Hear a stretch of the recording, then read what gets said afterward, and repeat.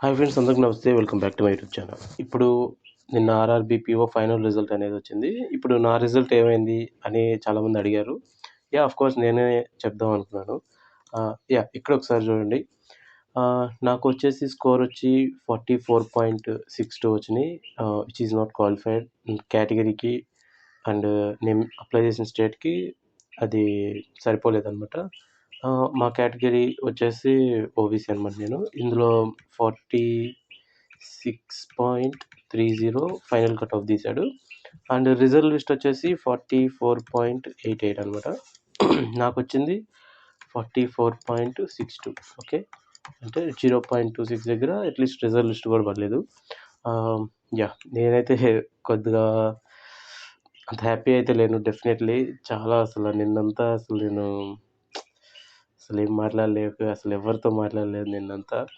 I was very upset with the result. This is not what I expected. Okay, ఇక్కడ నా రా score ఎంత, interview ఎన్ని పడింది అనేది కూడా ఒకసారి నేను చెప్తాను. ఇక్కడ నా రా స్కోర్ వచ్చేసి 76.56. I know it is not a good score. It could be better. Okay, it could be better. This is not my capability also. నేను వితౌట్ మార్క్స్ వెళ్ళి రాస్తానమాట. మెయిన్స్ వితౌట్ మార్క్ వెళ్ళి రాస్తాను. ప్రాక్టీస్ ఏముండదు, జస్ట్ కరెంట్ అఫైర్స్ ఒక్కటే చదువుకుంటాను. And English వచ్చేసి paper. Okay, ఇక్కడ ఏమేమి బెటర్ అవ్వచ్చు అంటే జనరల్ అవేర్నెస్ ఐ థింక్ ఒక 5 మార్క్స్ వరకు తెచ్చుకోవచ్చు. ఇక్కడ కంప్యూటర్ అవేర్నెస్ రీజనబుల్. ఆ పేపర్కి అట్లీస్ట్ ఆ మార్క్స్ అయితే రావనుకున్నాను నేను. At least it is not a worst mark. I think it is not the best mark. Okay, ఇక్కడ English it could be at least 20 marks at least. We can push that mark, but I don't know where I stuck there. 25-26 attempt చేశాను.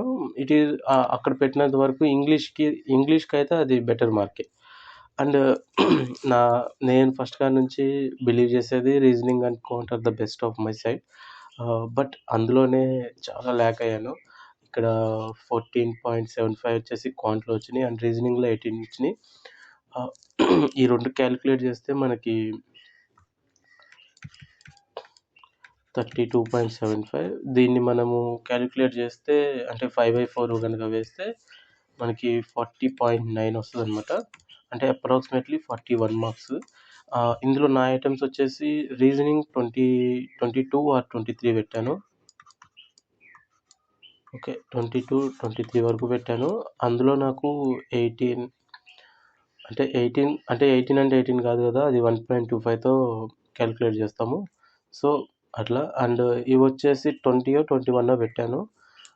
I think అక్కడ ఒక 3 ఇక్కడ ఒక 3 పోయినట్టున్నాయి. ఒక 6-7 are 7-8 marks 8 bits వరకు పోయినాయి, which is huge for me. Okay, that is the loss. అక్కడే పోయింది సగము. అవి పెట్టినవి అట్లీస్ట్ ఒక 3 కనుక ఎక్యురేట్, 3 కనుక రైట్ అయినా కానీ ఇప్పుడు సినారియో వేరేగా ఉండేది. డెఫినెట్లీ లిస్ట్లో ఉండేది పేరు. ఇక్కడ 76.56 అన్నాను కదా. ఇప్పుడు నాకు ఇంటర్వ్యూ స్కోర్ ఎంత వచ్చినాయి అనేది ఒకసారి మనం క్యాలిక్యులేట్ చేద్దాము.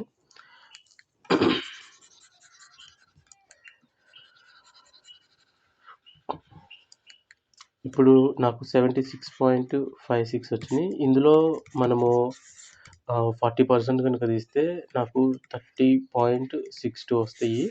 ఓకే, ఈ 30.62కి ఈ 44.62 తీసేస్తే ఈ 44.62లో 30.62 తీస్తే నాకు 14 మార్క్స్. ఓకే, అంటే 70 మార్క్స్ వేశారు అవుట్ ఆఫ్ 100 ఇంటర్వ్యూలో, which is I think it is exceptional. I think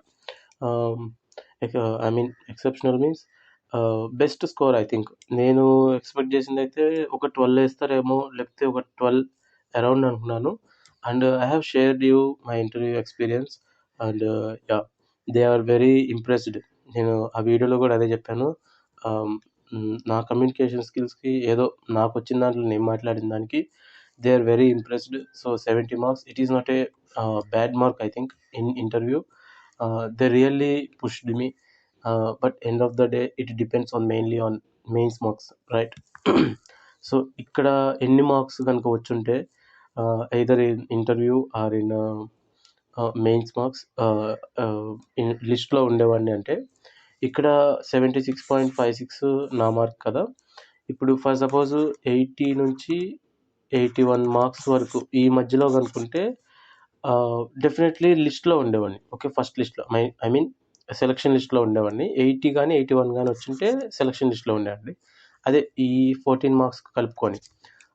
లేకపోతే మామూలుగా ఒక 77 అట్లీస్ట్ 78 వచ్చినా కూడా నేను అట్లీస్ట్ రిజర్వ్ లిస్ట్లో ఉండేవాడిని.